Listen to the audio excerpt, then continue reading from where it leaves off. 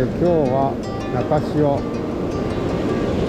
今が日の出時刻なんですけど、潮止まりなのかな。頑張ってみます。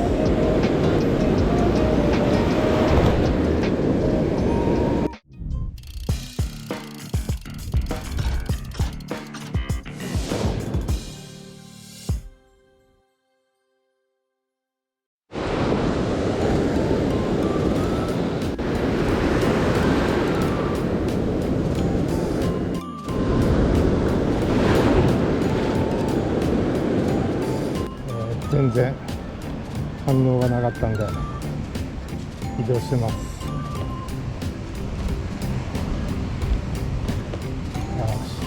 久しぶりにテトラのあるとこからやってみようかな。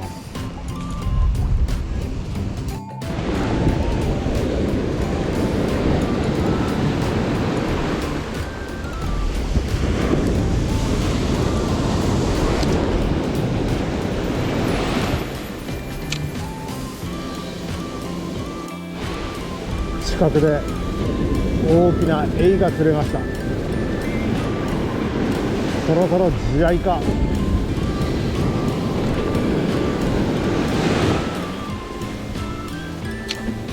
隣が開いたんで移動してみることにしました。ま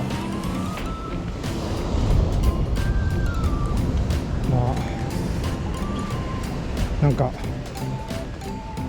パチスロの大移動に似てるな。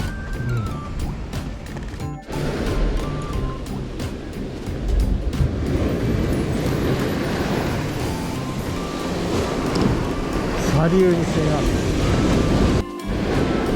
6時になりました。依然ノーバイトです。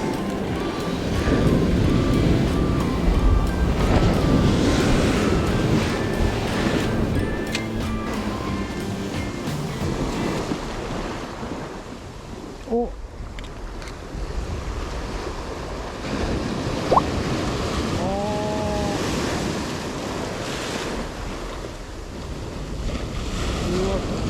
坊主逃れ。ありがとう。すぐにまそう。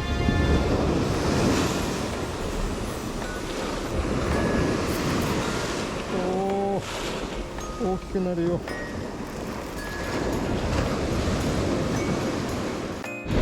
いやー、かわいいヒラメだったな。よし、引き続き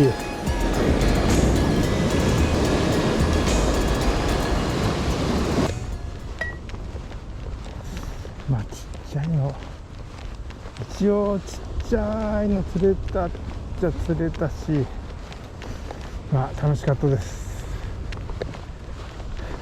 頑張ります。